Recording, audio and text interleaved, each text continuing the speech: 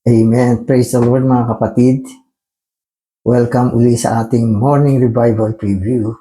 At nandito pa rin ako sa Baguio.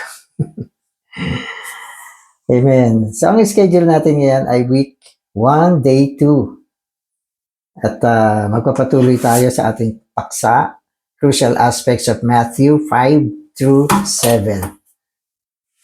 So alam natin itong aklat ng Matthew ay aklat tungkol sa kaharian.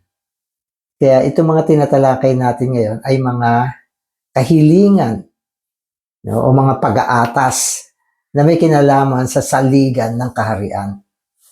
Kaya kahapon, ano yung unang pag-aatas?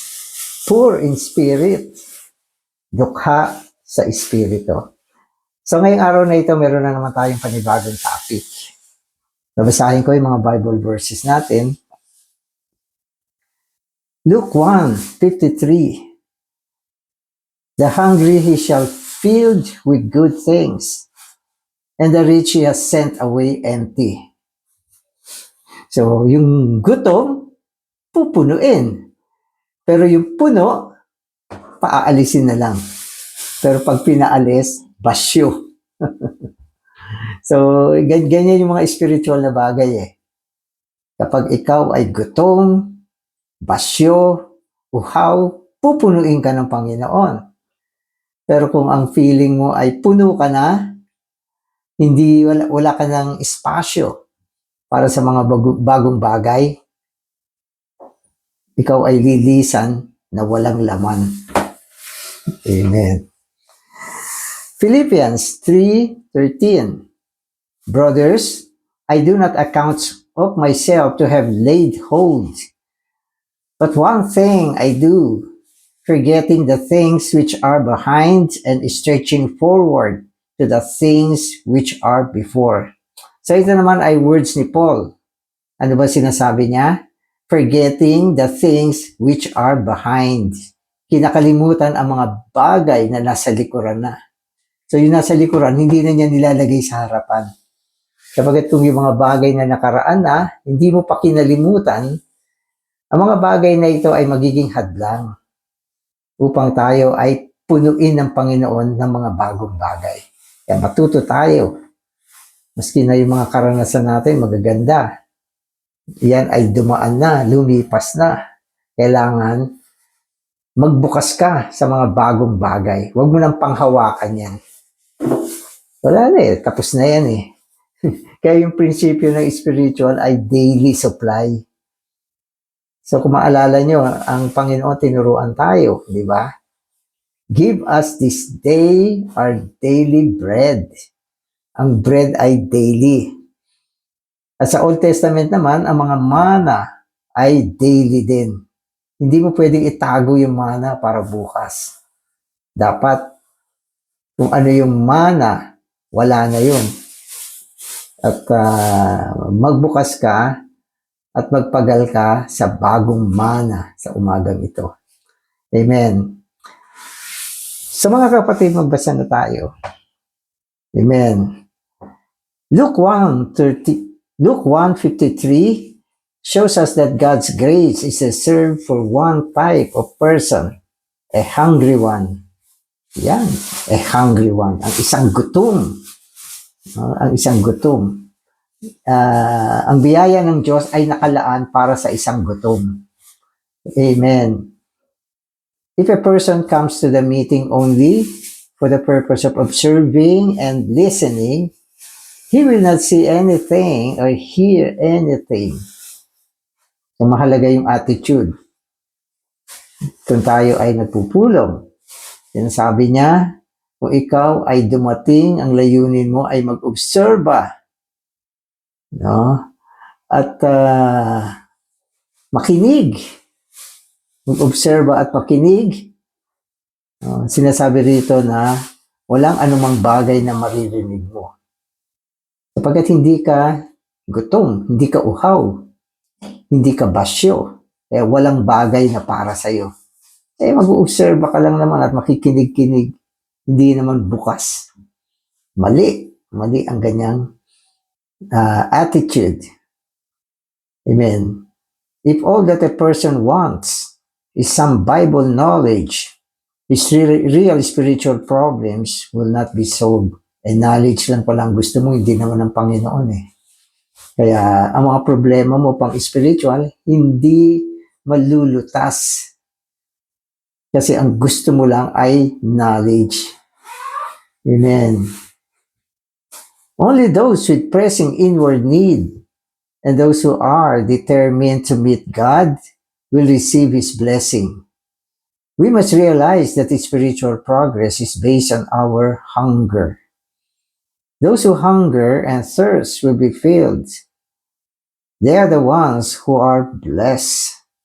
Amen. Hunger and thirst. They are the ones who are blessed. Blessed ka ba? Depende.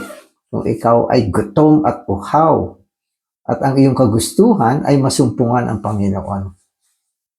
Kaya mahalaga na makorek tayo, ma-adjust tayo, mabasyo tayo, maging bukas tayo sa Panginoon. So ito yung mga ilang bagay na tinuturo sa atin. At naniniwala ako, mahalaga na tayo ay marunong manalangin sa harapan ng Panginoon. At ang panalangin natin ay turuan tayo kung paano maging uhaw, gutom, bukas, dukha sa Espiritu. Upang sa ganun, matamo natin ang pagpapala. So today's reading na ako. Everything ordered by the Lord in our circumstances is intended to create a need in us and make us realize that we cannot overcome by past experience. We have to realize that God does not want us to have yesterday's manna. With each new difficulty, there comes a new need that we have never realized before. Amen. So maganda yung sinasabi rito. Sabi niya, kailangan natin ng mga kapaligiran na isinaayos ng Panginoon. At ang mga kapaligirang inayos ng Panginoon ay lumilikha ng isang pangangailangan tungo sa loob natin. Sapagkat kung walang pagsasaayos sa kapaligiran, hindi ka makakadama ng gutom, uhaw, at isang pandama na kailangan mong Panginoon. Kaya kailangan mag-ayos siya ng mga kapaligiran. Kaya minsan, hindi lahat ng kapaligiran ay maganda. Kaaya-aya, maginhawa, masaya, at walang problema. So kung minsan hindi dumadating yung ganyang kapaligiran. Subalit ang mga kapaligiran na inayos ng Panginoon, hindi naman para tayo saktan. Hindi naman para tayo ay pahirapan. Kundi ito ay para lumikha ng isang pangangailangan. At yan ay walang iba kundi ang Panginoon. So, malalaman din natin yan at unti-unti natututuhan natin na kung minsan nagtatanong tayo, Panginoon, ba't nangyari ito? No, bakit nawala ito? Bakit ako nagkasakit? Diba? Bakit ako sinaktan? Nabuli o ano pa man. Bakit? No, hindi mo alam, yan ay isinaayos upang lumikha siya ng isang espasyo sa loob mo. No? At ikaw ay maitulak tungo sa Panginoon. Makita mo na wala kang magagawa. Kailangan mo tumungo sa Panginoon sa mga pagkakataon na yan. Ang Diyos lahat na nagsasaayos nito. At tinuturuan din tayo na kumisan yung mga karanasan natin, mga nakaraang karanasan, hindi naman makakatulong. Hindi siya makakatulong. Siya ay naging alaala lang. At minsan, ang sarap isipin. Pero, nagiging hadlang pa siya. Kasi dahil sa mga bagay na yan, nawawalan tayo ng espasyo para sa mga bagay na bago. We cannot go on without new knowledge of the Lord and a new vision of Him whenever He brings us to our end. And whenever we find ourselves crying, I cannot make it. Our progress has begun. Then God is able to easily create a desire for Him in us. Amen. So, nasubukan nyo na ba na ikaw ay tumangis at sinabi mo sa Panginoon, hindi ko kaya ito. Hindi ko kaya ito. Maganda yan. Sapagkat yan ang pagkakataon na i-rescue ka ng Panginoon. Bibigyan ka niya ng liwanag. Bibigyan ka niya ng daan. Papahirang ka niya. Tuturuan ka niya. At lahat ng ito ay nilikha. Ito ay mga kapaligiran na nilikha din naman ng Panginoon para sa atin. Kaya huwag kayong malungkot. Huwag kayong maghinanakit. No? Sapagkat sa Panginoon, sa kanyang side, ang pinakamahalaga ay ang kanyang ekonomiya. No, maisagawa, mai-apply. Ano ba yan? Yan ay ang pamamahagi ng Diyos. At ang pamamahagi niya, siyempre, ito ay mas malakas, mas dumadating sa panahon na bukas tayo. Pero kung hindi ka bukas, maghintay ka lang minsan. Ang kamay ng Panginoon ang magbubukas para sa iyo. Amen. Thank God that everything we have is the result of His work. Even the heart that seeks after Him comes from Him. Walang natural na bagay. May puso ka ba sa Panginoon? Bukas ka ba sa Panginoon? Galing din sa Kanya yan. Sapagkat sa natural na buhay ng tao, wala naman talagang puso ang tao na hanapin ng Diyos. Kung ang isang tao ay meron siyang uhaw, puso siya, at siya ay nagsisikap na tanguhin ng Panginoon, hindi yan galing sa Kanya. Yan ay galing din sa Panginoon. Kaya wala tayong pwedeng ipagmalaki. Wala. Sapagkat lahat ay galing sa Panginoon. Amen. Amen. Amen. If we persist in our self-reliance, presume that we are already rich, and do not forget our Jericho victory, it will be impossible for God to give us a seeking heart, even if He wants to. If we cannot forget our past victory, we will never make any progress. Amen. Kanina, sinasabi sa atin, ang Diyos ay lumilikha ng magandang kapaligiran para sa atin. Di ba? Minsan, wala kang puso, gagawin niyang meron kang puso. Pero mayroong mga pagkakataon, masking gusto niyang gawin yan, hindi din niya magawa. Alam niyo kung bakit? May 3 bagay na binanggit. Self-reliance. Nagtitiwala sa sarili.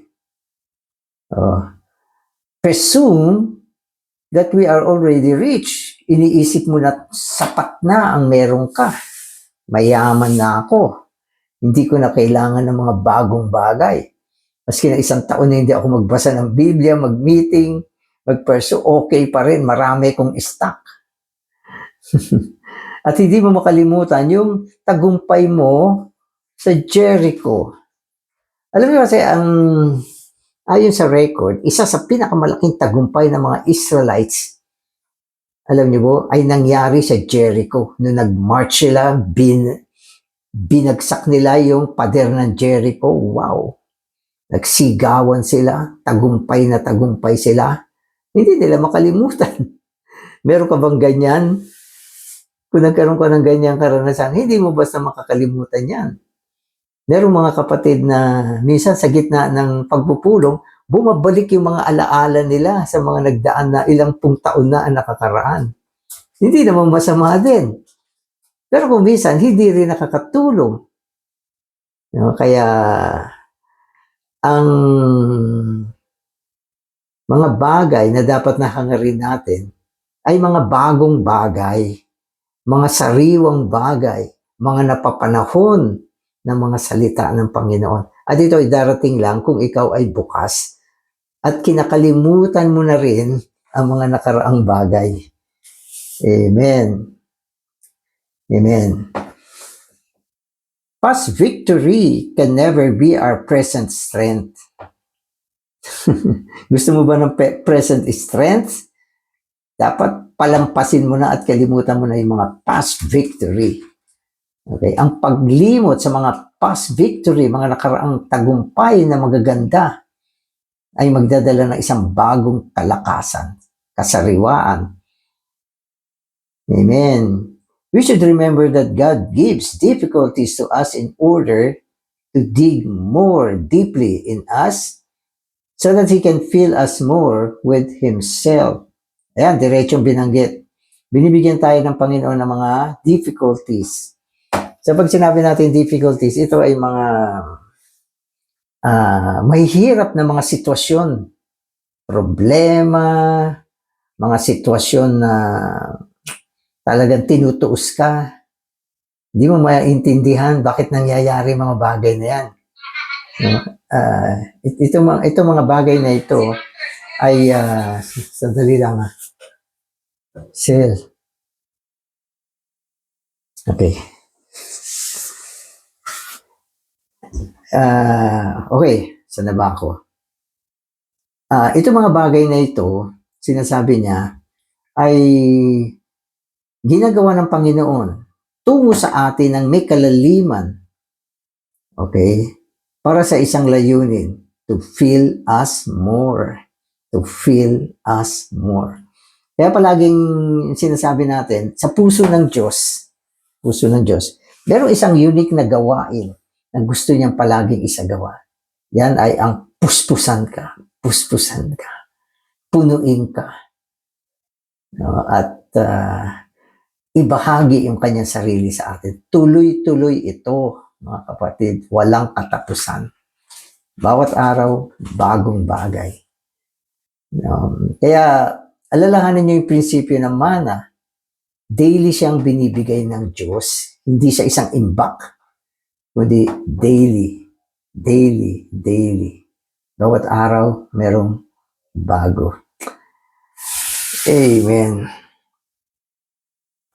2 Kings 4 shows us an important spiritual principle. So, alam niyo ba istorya ng 2 Kings chapter 4? Okay, so ganito siya. What did the woman and her sons have?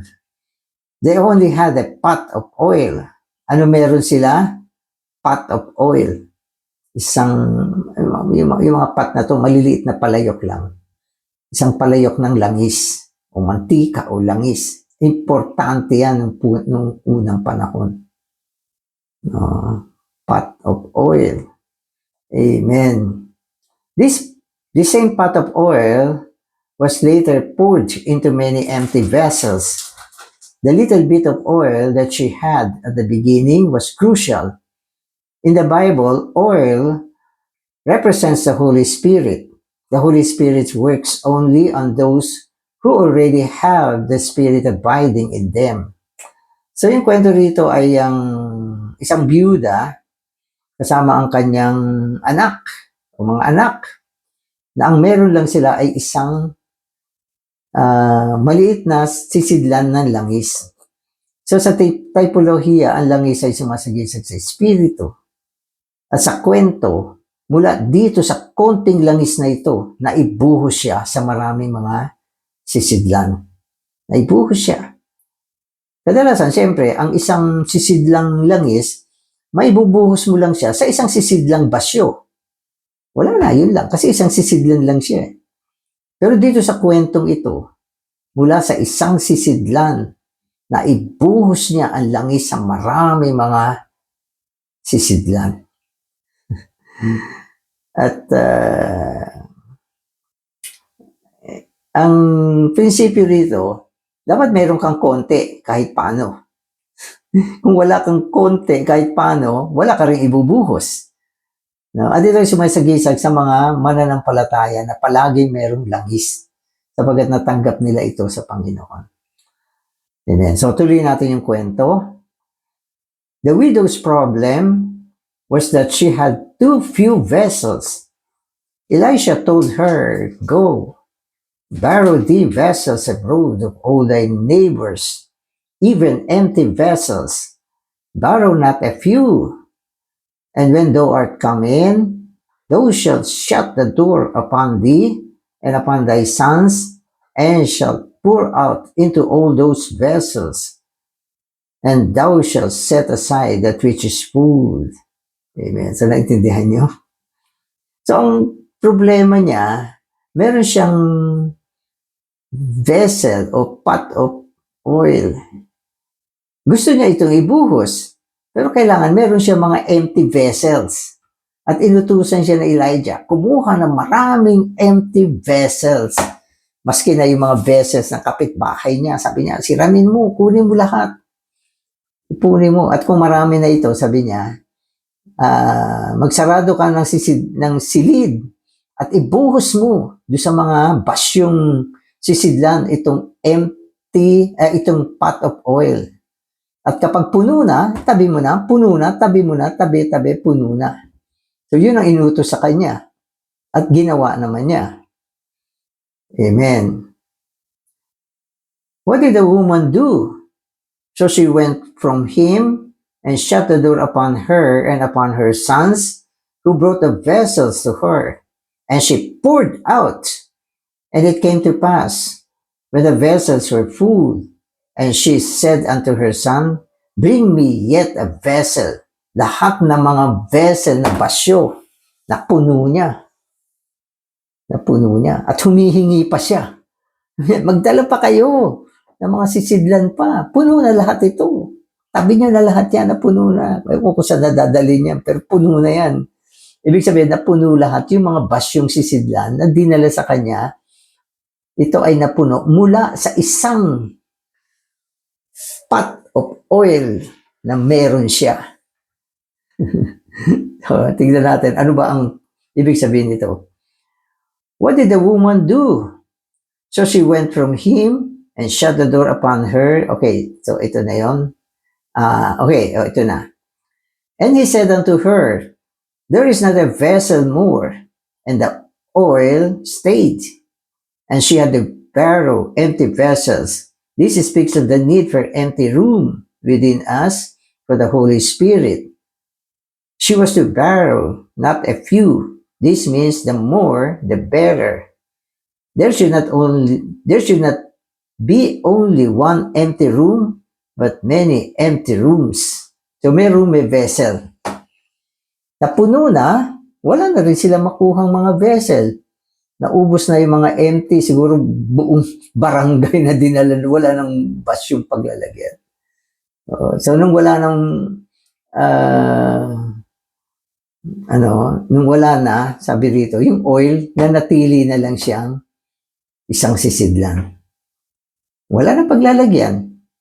No? At maging yung silid, kailangan din niya ng mga basyong silid na gamitin niya para sa pagpupuno ng mga sisidlang walang laman. So, ganyan na nangyari.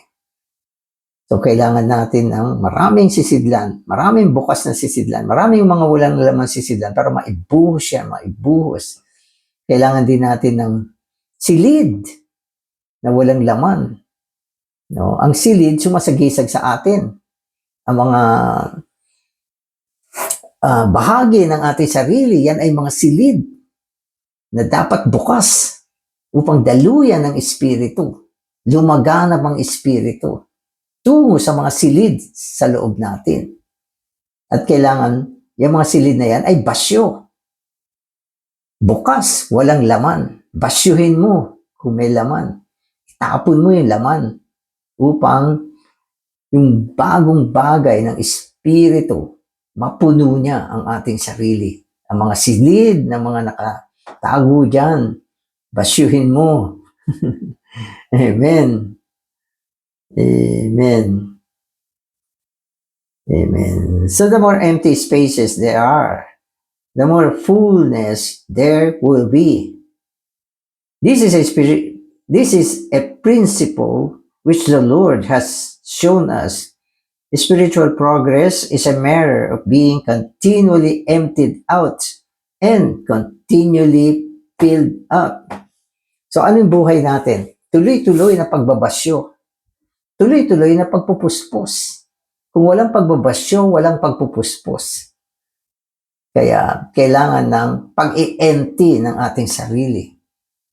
No? At kung minsan yung mga tao sa paligid natin, kung sila ay mga basyo, bukas, mapupuno mo rin sila. Di ba? Pero unahin mo na yung sarili mo. Kailangan natin, no, na bukas. Ang daming silid na kailangan punuin ng Panginoon. Katulad ng ating puso, ating kaisipan, ng ating emosyon, ng ating pagpapasya, no? At ang mga maliliit na silid sa loob ng malalaking silid. So, ano ba ibig sabihin nito? Kung minsan kasi, yung Panginoon, gusto niya pasukan yung ating mga silid sa loob natin. Kaya lang, ito huwag mo pakialaman, Lord. Huwag kang pumasok dito. Kaya yung sinasabi sa Biblia, dapat mag-make home siya sa loob ng ating puso. Ang ibig sabihin ng home, hindi bisita. Nilaya siya na pasukin, punuin, no, ang mga silid sa ating puso. No, upang sa ganon, ito ay mapuno.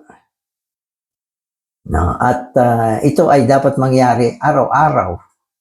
Walang katapusan. Kaya ang buhay natin, isang buhay ng pagbabasyo, yan ay sa ating panig. Sa panig ng Diyos, ito ay isang pagpupuspos. Amen.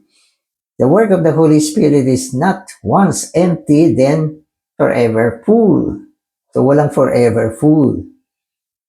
At walang once empty. Daily, hourly, tuloy-tuloy na dapat merong pagbabasyo at merong pagpupuno. Ito ay dapat tuloy-tuloy na isasagawa sa loob natin. Amen. Amen. Therefore, do not think that as long as we have been emptied once, we will not need any more emptying. The work of the cross in us is ever increasing and ever deepening. Increasing and deepening. So ito naman yung binabanggit na gawain ng krus. Sabagat ang krus ay kino-cross out niya. Kung minsan mayroong mga bagay na pumupuno sa atin na mabuti, pero kailangan pa rin i-cross out ng krus. Ibig sabihin ng cross out, binabasyo. May mga bagay na hindi ka nais-nais, kailangan ibasyo rin. Kaya tuloy-tuloy na pagbabasyo, pagpupuno. No? At itong mga binabanggit natin na ito, mga kapatid, nanggaling sa isang word, hungry. Hungry, gutom. Amen. Kahapon, poor in spirit. So, medyo may similarity sila. Ngayon ay hungry. Pwede mo rin idagdag yung salitang thirst. Amen. At dinagdag pa yung salitang empty. So, lahat ng ito ay nagpapakita sa atin na kailangan ng space upang ang espiritu na katulad ng langis ay maibuhos tungo sa loob natin. Amen. Amen. Salamat, Panginoon. Patuloy mong pinapakita sa amin ng isang buhay Kristiyano ay dapat isang buhay ng pagbabasyo mula sa amin at pagpupuno mula sa iyo. Kaya, Panginoon, palagi mo kaming paalalahanan at turuan na ang aming kondisyon, Panginoon, ay magkaroon ng gutom at uhaw para sa iyo. Salamat, Panginoon, ang mga gutom ay pupunuin mo. Amen.